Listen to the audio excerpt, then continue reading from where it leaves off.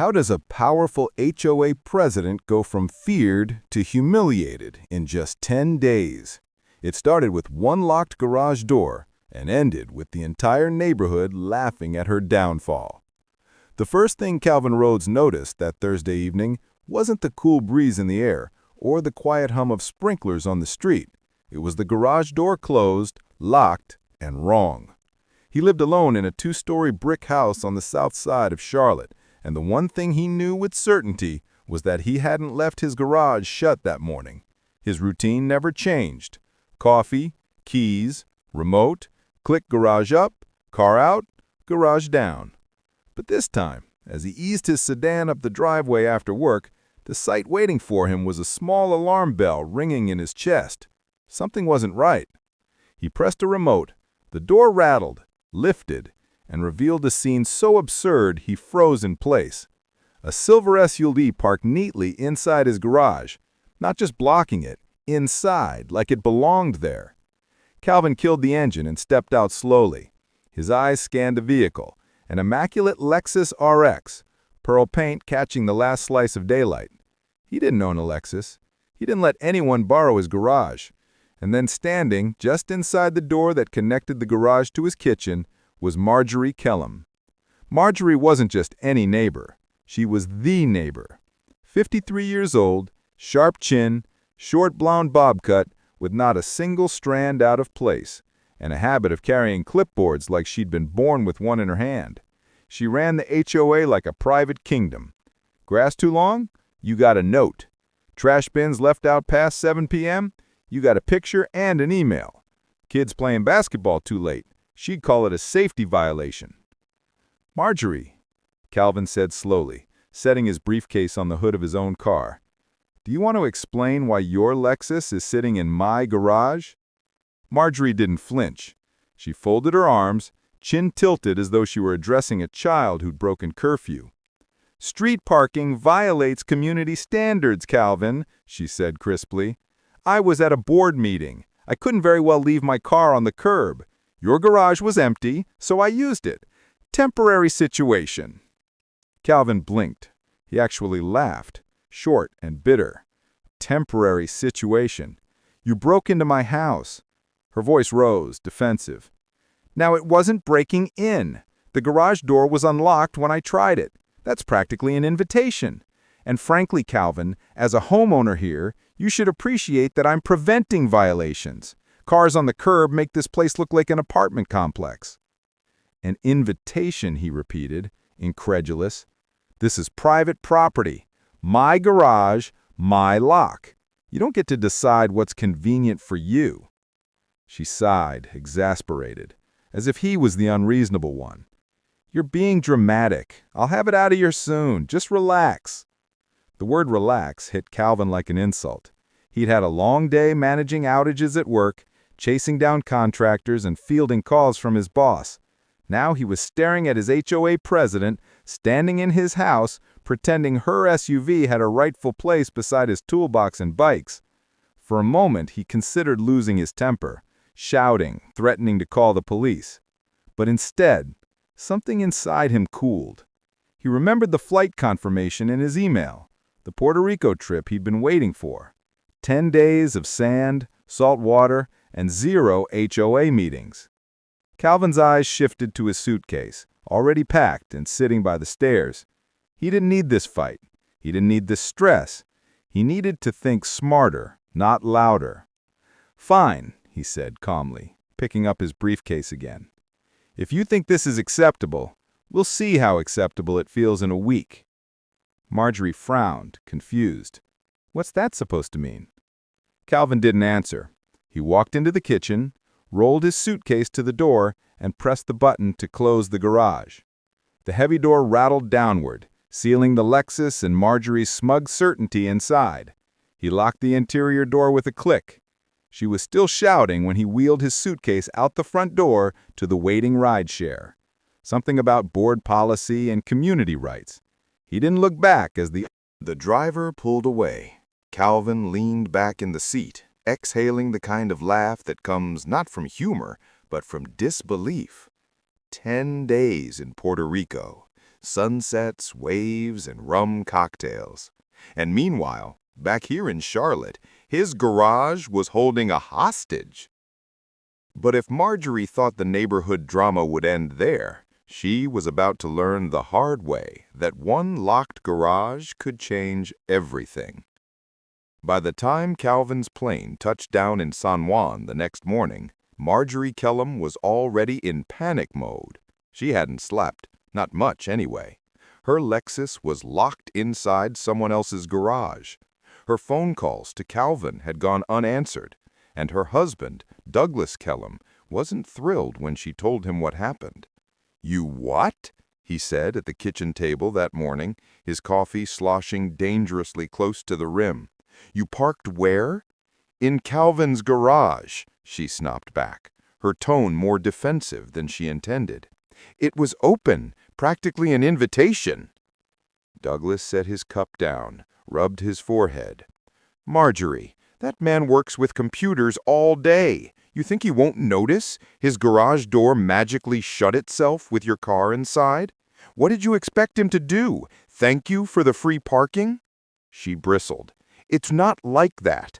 I was trying to set an example. If we let one car on the street, soon we'll have 20. Then what? Property values drop, people start complaining. I keep order around here." Douglas leaned back, staring at her like he was looking at a stranger. "You don't keep order, Marjorie. You control. And now your SUV is trapped in Rhodes' garage while he's sipping margaritas somewhere." She hated when he spoke like that, calm, blunt, pointing out truths she didn't want to hear. She opened her HOA binder, flipping through pages of regulations as though the right paragraph would justify her actions. Later that day, she marched across the cul-de-sac and knocked on the door of Carolyn Ruiz, the HOA's treasurer. Carolyn was in her late 40s, a nurse at the local hospital, known for being pragmatic and kind. She answered in scrubs, looking exhausted from a night shift. "Marjorie, it's the middle of the day," Carolyn said, rubbing her eyes. "What's the emergency?" "My car is stuck in Calvin's garage," Marjorie blurted out. Carolyn blinked. "Stuck? How? Does someone's car just end up in another man's garage?" "I parked there during the meeting last night," Marjorie explained, her voice rising, as though volume would make the story sound reasonable. "He wasn't home, the space was empty. Perfectly logical." Carolyn crossed her arms. "Logical? You entered his property without permission." "It's community property, in a sense." "No," Carolyn cut her off, firm now. "That's his house, his lock, his space. There's nothing in the bylaws that gives you that right. You've gone too far this time, Marjorie." The words stung.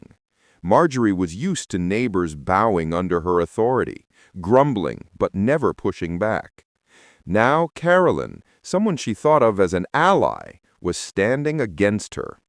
"Well," Marjorie said stiffly, "I'll resolve it when Calvin gets back. Until then, I'll just manage." But managing wasn't easy. The Kellums had one car now, the family sedan, and Douglas needed it for work at the hardware store across town. Marjorie found herself relying on rides from neighbors she normally lectured about, mailbox paint or lawn care. Each time she asked, she could feel their eyes on her, amused, judgmental. On the third day, Gordon Hayes, a retired postal worker who lived 2 doors down, chuckled openly when she requested a lift. "You need a ride?" he said, leaning on his cane. "Didn't think you folks up in the HOA ever needed help from us, mere mortals."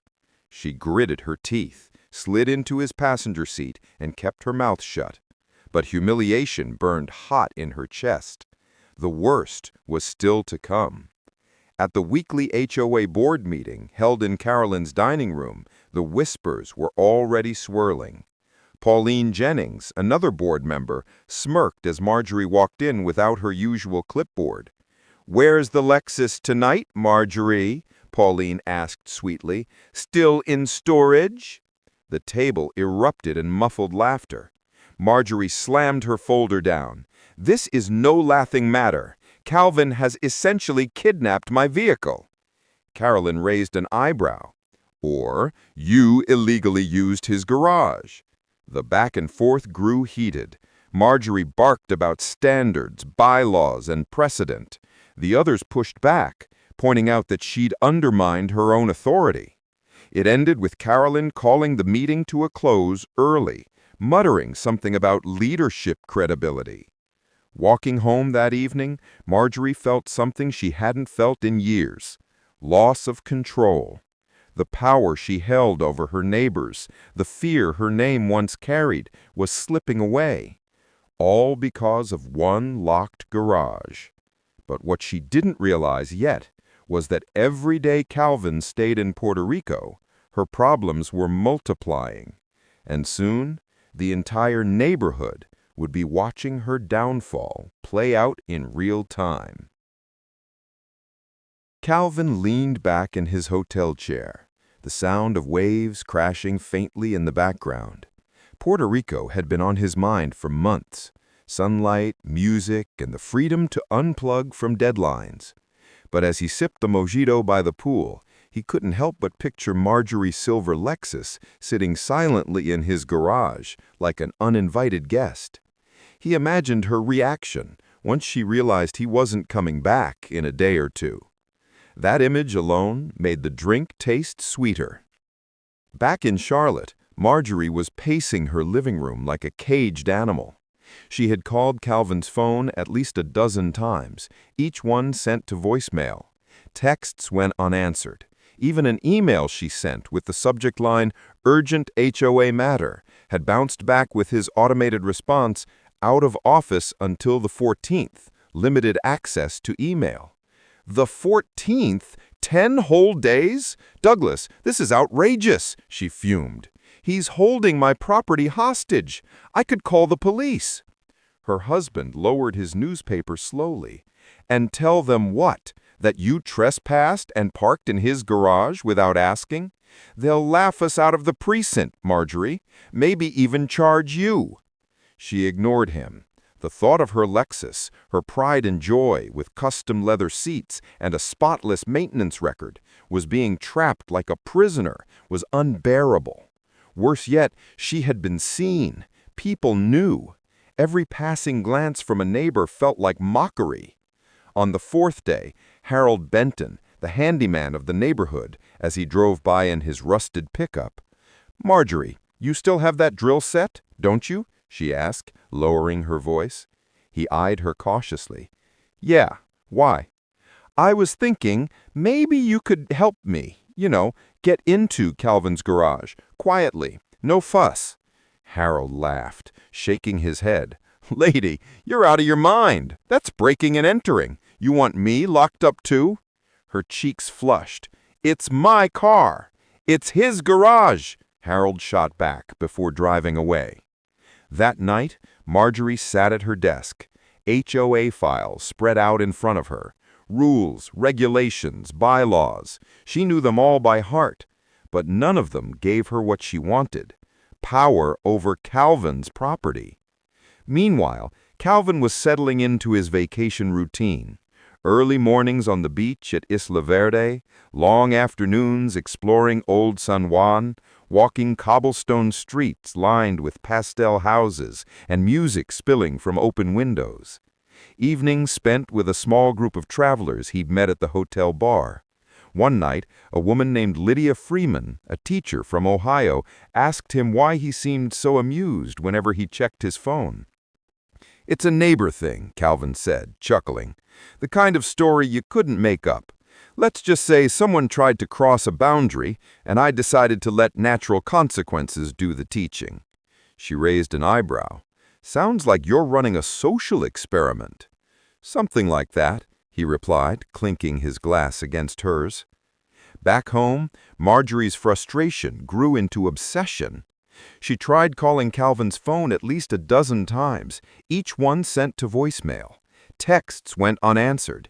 Even an email she sent with the subject line, "Urgent HOA matter," had bounced back with his automated response, "Out of office until the 14th, limited access to email." The 14th? 10 whole days? Douglas, this is outrageous, she fumed. He's holding my property hostage. I could call the police. Her husband lowered his newspaper slowly. And tell them what? That you trespassed and parked in his garage without asking? They'll laugh us out of the precinct, Marjorie. Maybe even charge you. She ignored him. The thought of her Lexus, her pride and joy with custom leather seats and a spotless maintenance record, was being trapped like a prisoner, was unbearable. Worse yet, she had been seen. People knew. Every passing glance from a neighbor felt like mockery. By the 6th day, Douglas had stopped offering her rides. He was tired of being dragged into her mess. "You made this bed," he told her flatly, "so you can lie in it." He handed her the keys to the sedan, but only for errands within a 5-mile radius. He needed the car for work. Marjorie found herself humbled in ways she'd never experienced, walking to the pharmacy, taking the bus to the grocery store, catching stares from people who used to dread her HOA letters, but now whispered behind her back. Each day, the weight of humiliation pressed heavier. Each night, she stared out her window at Calvin's house. The locked garage must be mocking her. But while she stewed in embarrassment, the rest of the neighborhood was slowly turning her blunder into entertainment, and soon, her private shame would become a public spectacle. By the 7th day, Marjorie Kellum's life had shrunk to a circle no wider than the cul-de-sac. The Lexus sat silent behind Calvin's garage door, an expensive monument to her mistake. While she trudged through errands with the sedan, like an ordinary neighbor, she hated how visible it all was. People noticed. They always noticed. That morning, she stepped out with a tote bag in hand, planning to catch the bus for groceries. Across the street, Martha Pennington, a widow in her 60s, was watering petunias. Martha raised a hand in greeting, but her smile carried a trace of amusement. "Morning, Marjorie. Walking today?" Marjorie tightened her grip on the tote. "Just stretching my legs, Martha." Martha's eyes flicked toward Calvin's driveway, then back to Marjorie. "Funny. Haven't seen the Lexus lately. Everything all right?" The words were light, casual, but Marjorie could hear the laughter under them. Her face burned. "It's in for maintenance," she snapped, then turned on her heel before Martha could answer. At the bus stop, she stood alone in her pressed blazer, clutching her bag, while teenagers in hoodies scrawled on their phones and commuters sipped gas station coffee. For the first time in years, she felt invisible, powerless, a woman waiting on public transport when her luxury SUV sat locked in someone else's garage 100 yards away. Later that evening, her humiliation deepened. Douglas was already home when she returned, flipping channels on the recliner. "How was the bus ride?" he asked, not looking up. She slammed the milk onto the counter. "Don't start." "Not starting anything," he said. "Just wondering if maybe, just maybe, this is what happens when you take things too far." Marjorie spun toward him. "I was enforcing standards. That's my job." He met her gaze finally, tired eyes hardening. "No, your job is to lead with common sense. But you don't. You nitpick, you scold, and now you're the one being laughed at." The words cut deeper than she admitted. Douglas had tolerated her rigidity for years, but now his patience was cracking. As if on cue, the doorbell rang. Marjorie smoothed her blouse and opened the door to find Pauline Jennings, the board secretary, standing with her arms crossed. "Evening, Marjorie," Pauline said coolly. "I came by to check on something." "Of course. What is it?" "I heard," Pauline said, tilting her head, "that your car's been stored away. People are talking. Is it true?" Marjorie stiffened. "It's being handled." Pauline smirked. "Handled how? because from where I'm standing, it looks like Calvin played you at your own game, locked you out, and now you're stranded. Must be a strange feeling for you." Her composure cracked. "This is none of your business." "Oh? It's everyone's business," Pauline replied. "You've lectured half this neighborhood for years. Now the tables turn, and you expect silence. Good luck with that." She left with a satisfied grin, and Marjorie stood frozen at the door, the weight of humiliation pressing heavier than ever. That night, she scrolled through the HOA's private Facebook group. A new post caught her eye. It was from Gordon Hayes, the retired postal worker, a blurry photo of Calvin's closed garage captioned, "Guess whose car is still in there? $10 says it won't move till he's back." The comments poured in, laughing emojis, jokes about community storage fees. Neighbors who'd once feared her were now enjoying her downfall in public.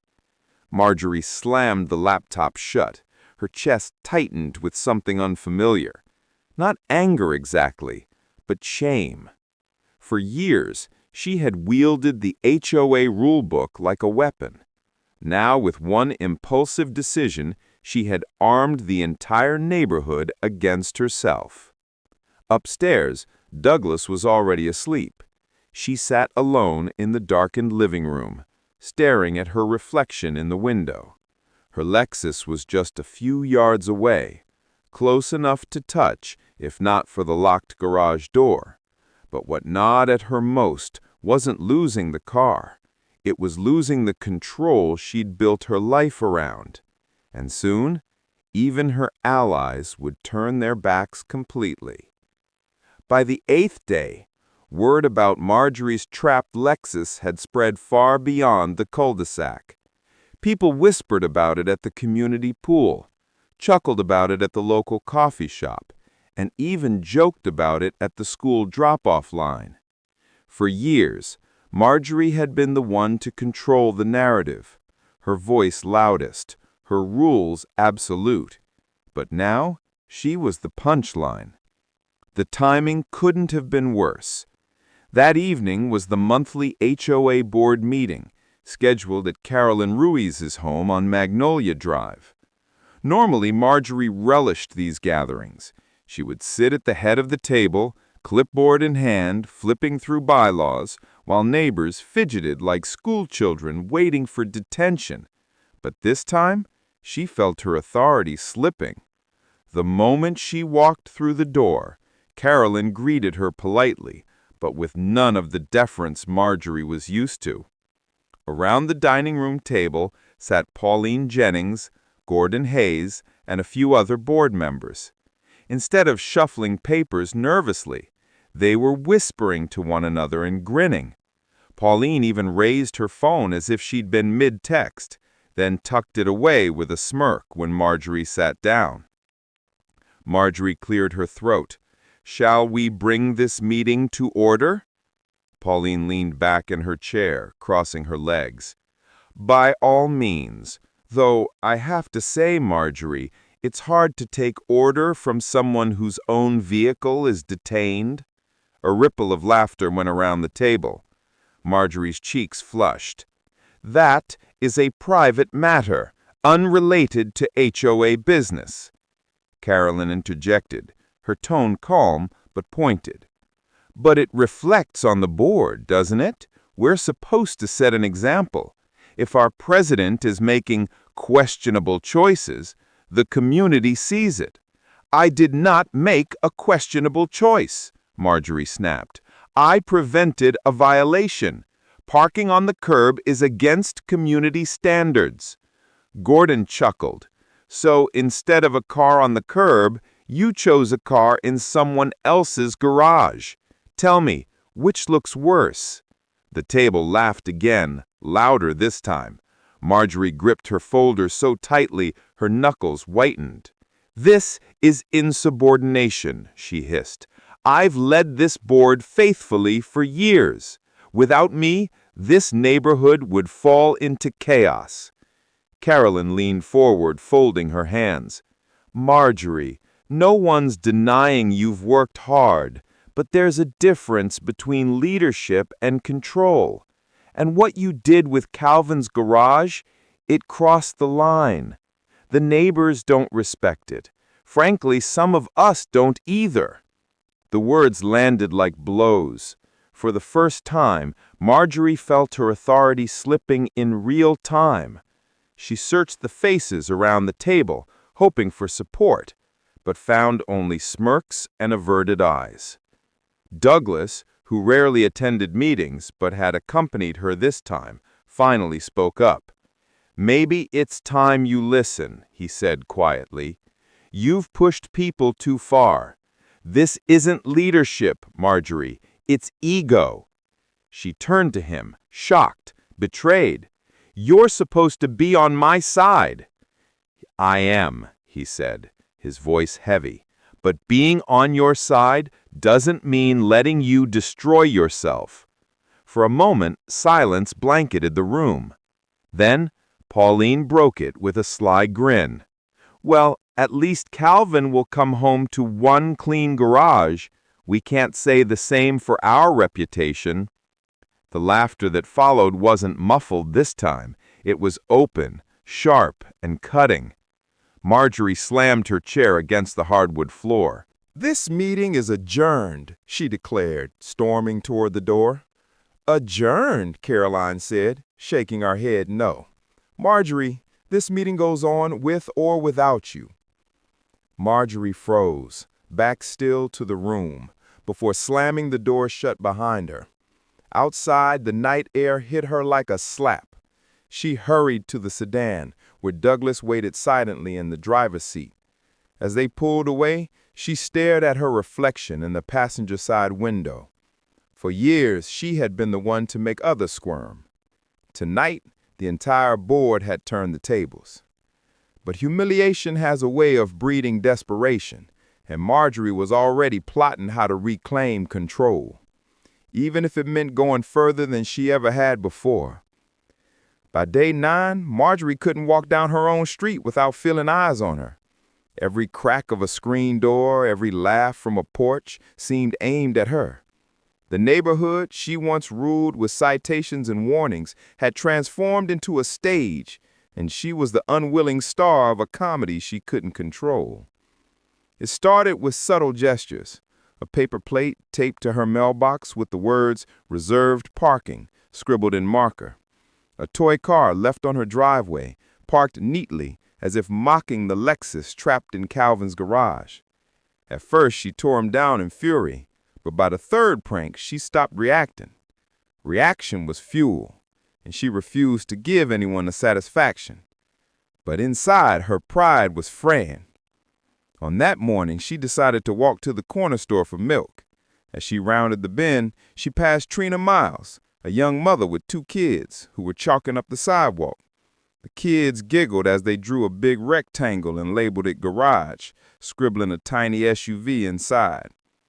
Trina gave a tight smile. "Kids, don't be rude." "They're mocking me," Marjorie spat. Trina shrugged. "Maybe they're just drawing what they hear at home. You can't control people's stories anymore." The words landed heavy. She muttered something about respect and hurried past, her tote bag swinging angrily at her side. At the same time, across town, Calvin was sitting in a cafe in Old San Juan, laughing as Lydia Freeman teased him. She'd become his travel companion, of sorts, during the trip. "You look like a man enjoying more than the beach," she said. "You check that phone like you're waiting for updates on a soap opera." "Maybe I am," Calvin grinned, "except this one set in Charlotte, starring my HOA president who thought she could commandeer my garage." Lydia laughed so loudly the barista glanced over. "You locked her in her car?" "Yeah, not her. I'm not a monster." He sipped his espresso. "I just figured, let the situation breathe. Sometimes people need to taste their own medicine." Meanwhile, back in the cul-de-sac, that medicine was bitter. Marjorie's authority crumbled further when Gordon Hayes organized a garage watch. Every evening, a group of neighbors sat in lawn chairs with beers in hand, staring at Calvin's driveway like it was a stage. When Marjorie passed by on her evening walk, Gordon called out, "Evening, Marjorie. Any chance we'll get a show tonight? Maybe a jailbreak?" The group roared with laughter. Her face burned crimson. "This is harassment," she hissed. "No," Gordon replied coolly. "This is community engagement. Isn't that what you always wanted?" She stormed back home, her heels clicking sharp against the pavement. Inside, Douglas was on the recliner again, shaking his head. "You've lost them," he said softly. "They'll come around," she insisted.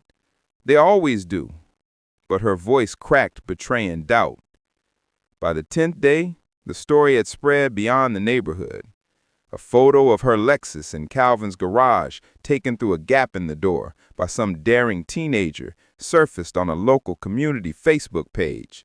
The caption read, "HOA president takes her own rules too far. Guess who's paying the price?" Within hours, the post had dozens of comments. Strangers weighed in. Some defended her, but most mocked. Words like arrogant and power trip dotted the thread. When Marjorie saw it, she slammed her laptop shut so hard the hinge cracked. "This is defamation," she told Douglas. He didn't look up from his paper. "No, Marjorie, this is what happens when you lose perspective." That night, she stood at her upstairs window again, staring across the street at Calvin's house. The garage was silent, the Lexus invisible, but painfully close. For years, she had convinced herself she was protecting the neighborhood, saving it from decline. Now she realized her neighbors didn't see her as a savior. They saw her as a tyrant, and they were enjoying her fall. But what she didn't know was that Calvin's flight was landing soon, and his return would be the final act in a story that had already stripped her of the control she prized most. Calvin checked in for his return flight. He glanced at his phone one last time. Another angry voicemail from Marjorie sat waiting. He didn't open it. Instead, he slipped the phone in his pocket and smiled. "Ready for home?" Lydia asked, brushing sand from her hair. "Ready to see the look on her face when I hit that garage remote," he said with a laugh. But he didn't yet realize how far Marjorie had fallen, or how public her embarrassment had become by the time he returned to Charlotte. Marjorie Kellum was no stranger to stress. She had weathered disputes over fence heights, trash can placement, and holiday decorations with icy composure. But 10 days without her Lexus and 10 days of being laughed at in her own neighborhood had carved cracks in her armor. On the morning of Calvin's return, she stood at her bay window, staring at the garage door across the street.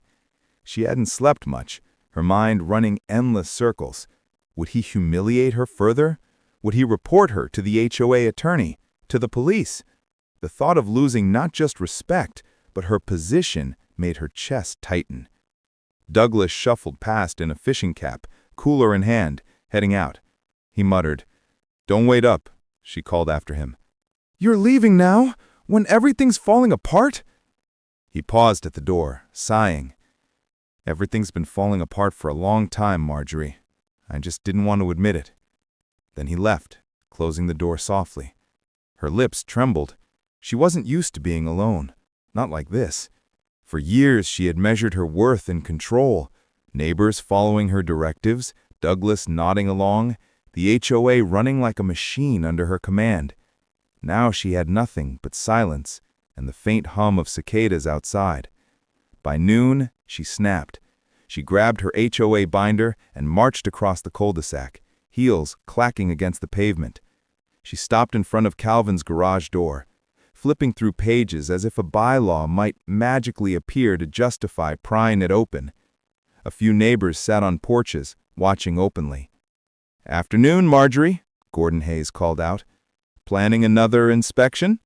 She ignored him, scanning the binder until her vision blurred. Her hands shook.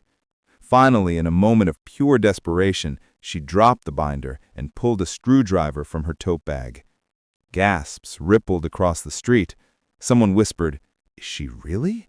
She jammed the screwdriver into the crack where the garage door met the frame, grunting as she pried. Sweat beaded on her forehead, her blouse sticking to her back. The metal screeched. The garage didn't budge. "Ma'am," a voice called. It was Officer Ryan Copley, a local patrolman pulling up in his cruiser. He stepped out slowly, arms crossed. "What exactly are you doing?" Marjorie froze, breath ragged. "This is my car. My Lexus is in there." The officer raised an eyebrow. "And this is his garage, which means what you're doing right now is attempted breaking and entering." "It's not breaking in," she snapped, voice rising. "He trapped it. He trapped me. I'm the president of this HOA, and I demand you make him open it." Ryan pulled out a notepad. "President of the HOA doesn't trump private property laws. You parked in there without permission. Legally, you're lucky he hasn't pressed charges." Neighbors gathered closer now, some with phones out recording. Marjorie's chest heaved. She wanted to scream, to demand respect.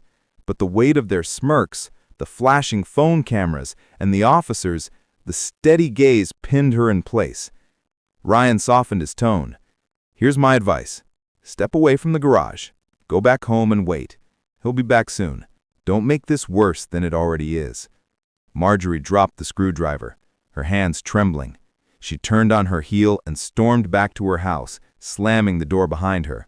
Inside, she collapsed into a chair, staring at the abandoned binder on the floor. Her reflection in the glass cabinet caught her eye.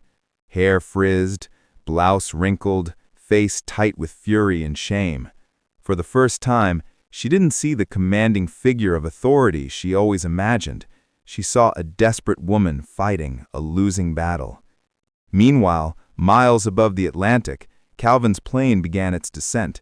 He stretched in his seat, a relaxed smile tugging at his lips. The vacation had been everything he needed, and he felt lighter, calmer, even playful.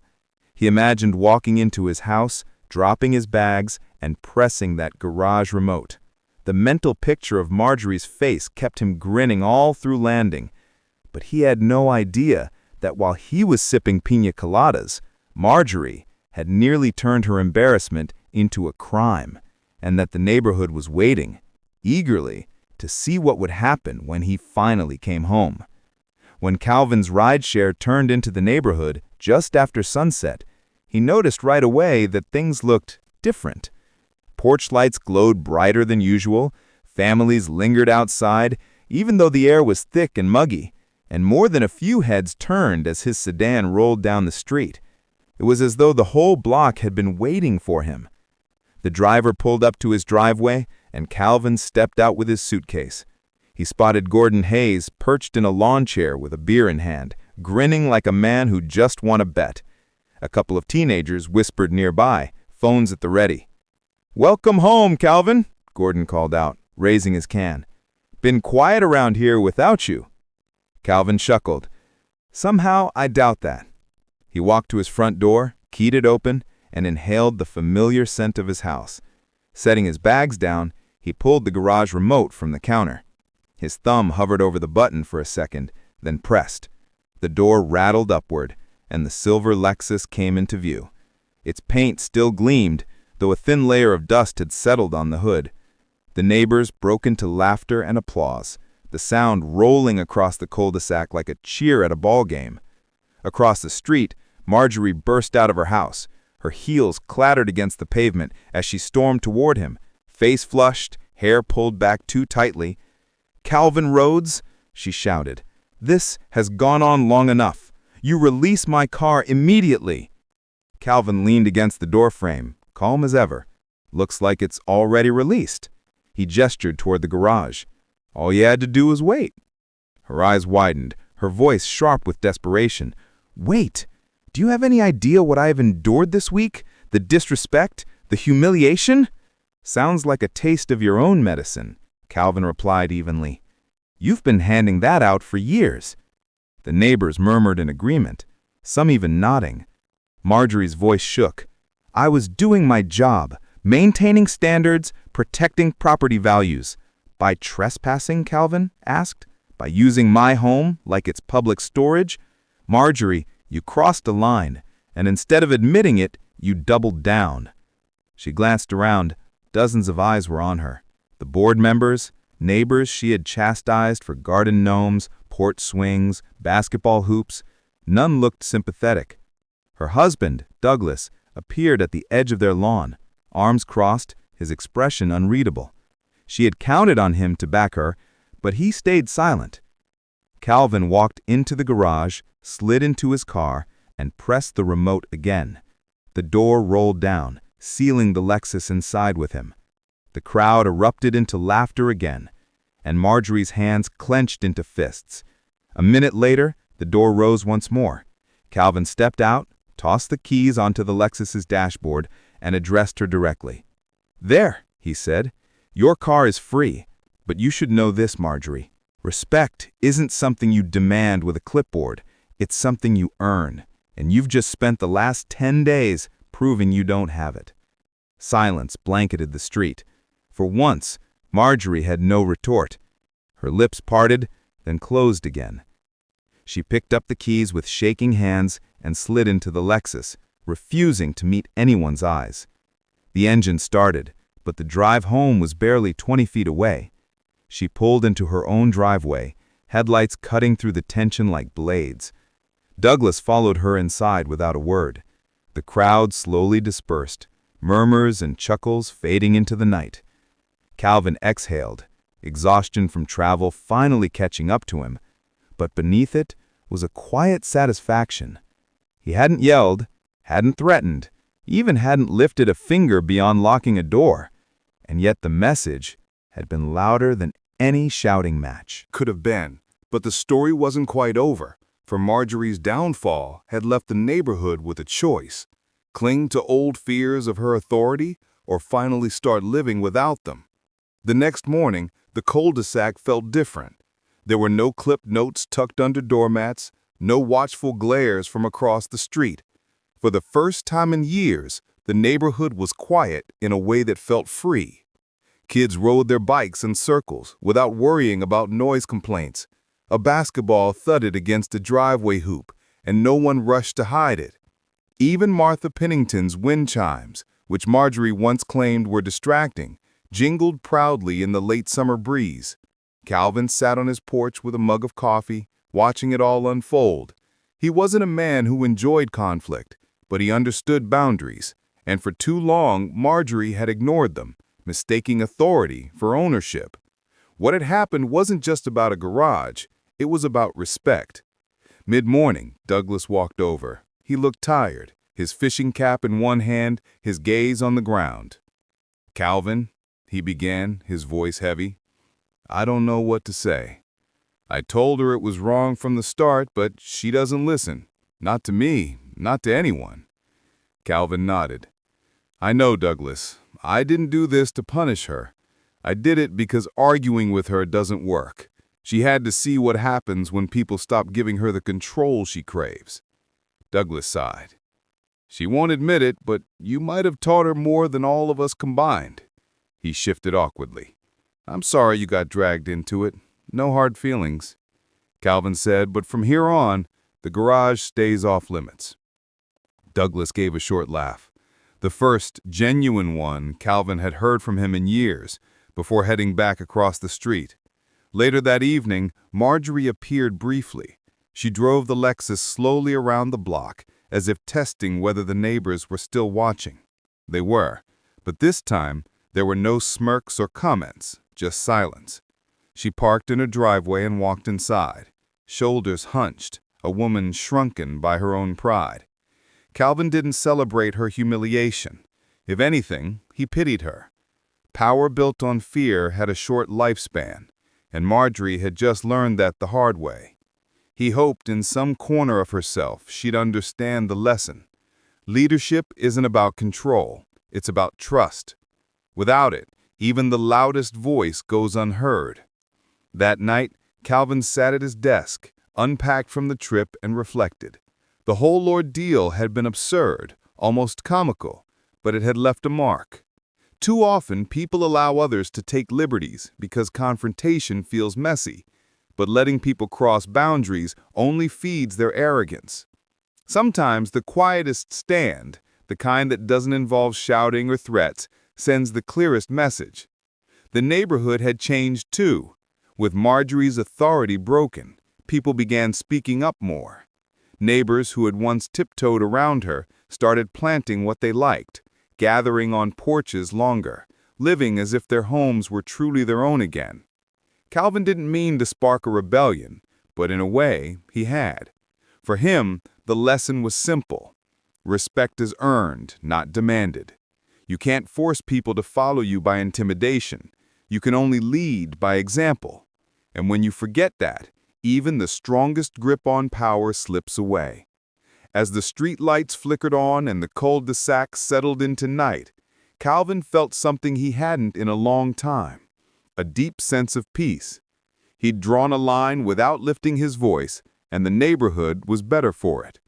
And maybe, just maybe, Marjorie would learn to live with less power and more humility. Time would tell. So, if you're listening to this story and thinking about the Marjorie in your life, the coworker who oversteps, the boss who takes too much, or the neighbor who pushes too far, remember this: you don't have to fight loud to be heard. Sometimes the most powerful response is the quiet one. Respect your boundaries, stand firm, and don't let anyone convince you that their entitlement is your responsibility. And if you enjoyed this story, make sure to subscribe for more. Every story we share carries a lesson, and sometimes the lessons are closer to home than we think.